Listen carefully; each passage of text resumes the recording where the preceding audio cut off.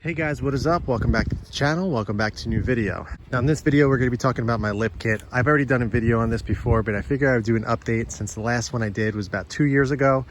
This one, it changed a little bit since then, mainly because I get asked this question so many times of what, side skirts, what front lip, what rear spats, talking about how the fitment is, give you guys links and everything. So if you are interested in picking any of them up, you can use the links below.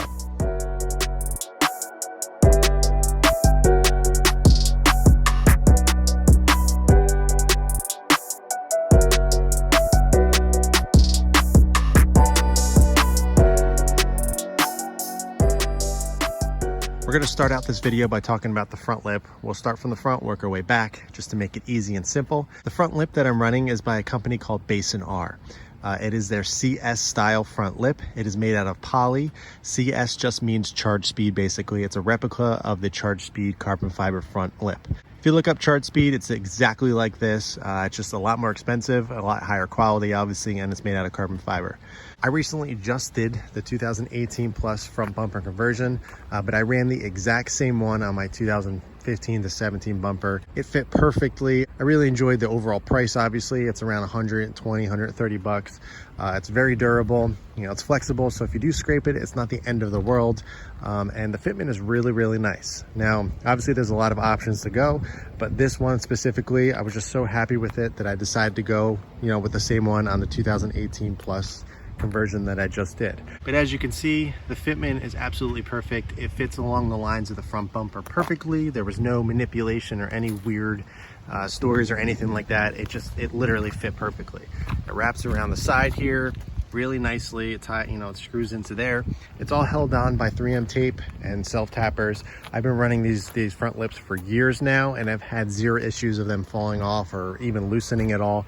All I did was just use the supplied self tappers. I used a little bit of 3M double side tape as well. I used a couple other self tappers that I had on my own just to help with the reinforcement, and I've had zero issues. And it's stayed there hasn't moved since I installed it. So all in all, great front lip, absolutely love it. Fitment is perfect and the price is right.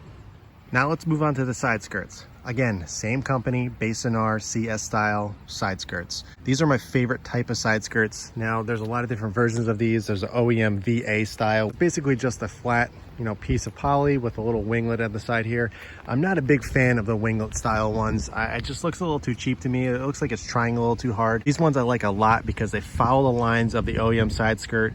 They go right underneath. There's no weird wings or anything like that. And it lowers the side skirts the right amount. It's not obnoxious or in your face. They look really clean and the fitment is absolutely perfect. So if you see here, it lines up perfectly with the fender. You follow along. It lines up here perfectly with the fender as well. Sorry the car is dirty, but you get the idea.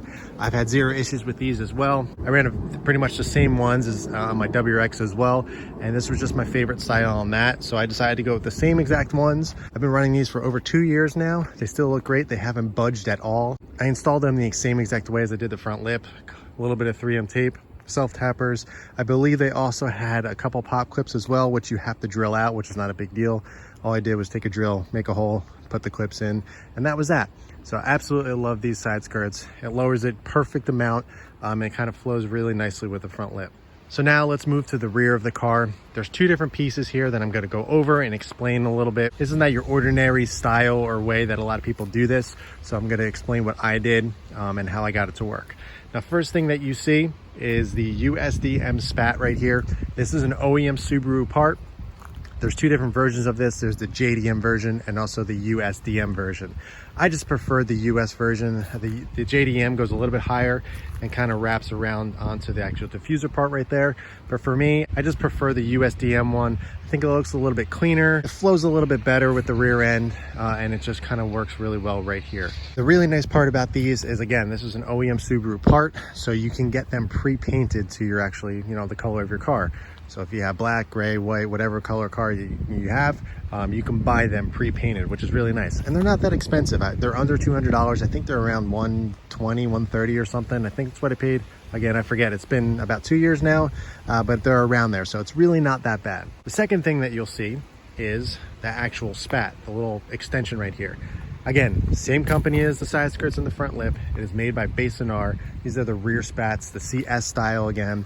Same exact style that I prefer. It just flows really well. So if you look on the side of the car, so you look at from the back to the side all the way to the front, it flows really well, really clean. It's the exact, you know, CS style lip kit. Again, same thing, CS just means charge speed. It's a replica of their kit. This is just made out of poly, a lot cheaper. Now, the thing about these is obviously these are meant to be, you know, bolted up right to the bumper. Since I have the spats on, it's a little bit different. Although I found the install to be very, very simple. It took a little bit different of an install, a little bit kind of figuring things out to get them installed on here. But all in all, it's just some 3M tape, self tappers, and a pop clip. Same exact style as I did the, you know, the sides and the front here as well. Throw in some self tappers, some, you know, double-sided 3M tape, drill out a hole for the pop clip, and it went right in. And they fit really well. Again, sorry they're dirty, but this is daily driver and that's what happens. But they fit really well. They flow perfectly with the spat here. And there's just no gaps or anything like that. There's a perfect line that goes right, you know, against the actual USDM spat, as well as the bumper if you wanted to just, if you don't have the USDM or the JDM version spats right there as well. So either way, it fits perfectly. Absolutely love them. It really lowers the rear end. I feel like these cars in the back tip up a little bit too much and it looks a little goofy, especially when you have the side skirts and the front lip. The rear end looks a little unfinished. So now it flows perfectly all the way to the front. And the really nice part about these spats is they're about 70 bucks, 60, 70 bucks. So they're very reasonable, very cheap. So if it's something that you want to do, you can pick them up and it's not going to break the wallet. Now let's talk about the rear diffuser. There's a lot of different styles you can go with. I'm not really a big fan of the hair clipper sheet metal style. It's a little too much for me. There's some nicer ones made out of carbon fiber like the Varus diffuser, but to me it's a little too expensive and a little too crazy. So I wanted something simple and I just ended up going with this one. This is by Icon Motorsports. It's very subtle. I think it flows really well with the OEM, you know, rear end diffuser area, and it's not over the top. The best part about it is it lowers it just the right amount. It doesn't, you know, bring it too low or anything. I'm not, you know, the other ones are just too low and I would be too afraid of scraping, backing out of driveways and stuff like that. So keeping it really simple, I think it really flows really well and looks really good. So finally, I guess I wasn't really going to talk about this part, but I figured I'd mention it because I'm recording it and some people might ask. But these are the OLM carbon fiber exhaust finishers. You know, I didn't want to add full carbon fiber around the car, you know, underneath, just because A, it's expensive, and if I scrape, I'd be pretty upset if that happened. So I ended up getting these a while ago, fit absolutely perfect, and it adds a nice touch of carbon fiber. Whole lip kit minus the exhaust finishers, you're looking at around $500, which is very reasonable. If you look at anything that's made out of carbon fiber, you're going to spend well over $1,000. Basically, a really nice front, you know, carbon fiber front lip is, you know, $700. APR is, I believe, almost $800. So, you know, if you are on a budget and you want a nice lip kit that looks good and you're not too worried about in terms of, you know, scraping it or anything like that, the Bayson R CS style is an absolutely perfect solution where you're not spending too much, but it also looks really good. Again, I get asked these questions all the time of what side skirts and lips and everything that I'm running. And you know, they're just from eBay. It's just from a company called Bayson R. They have their own website, so you can order directly from them. I personally just got them from eBay just because that's where I ended up finding them. It's exactly what I was looking for. It adds a really nice touch to the car, and it lowers it just a little bit, so it, you know, it doesn't look so goofy, even though that you are low if you're on coilovers or anything like that. This car attempts the actual side skirts and bumpers and stuff. They're a little bit on the higher side, mainly for practicality, so you don't scrape and everything like that. But adding the little lip kit adds a nice touch of aggression, and I just personally prefer this car with a nice lip kit.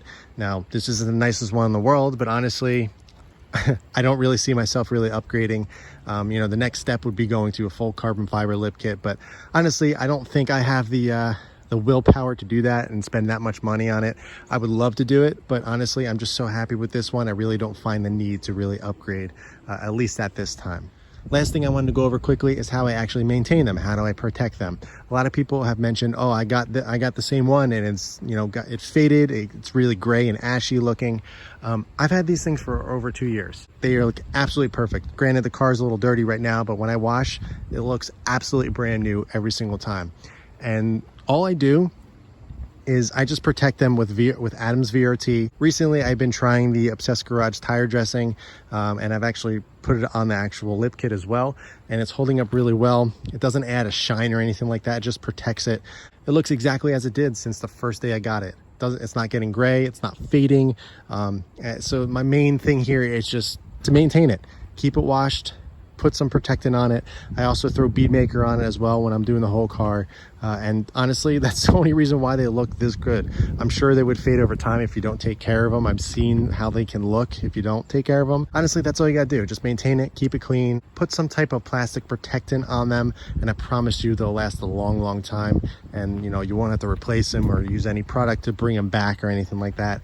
It looks perfect, and they have lasted all this time. It's the method that I've been using, and they've lasted all this time and look good as new.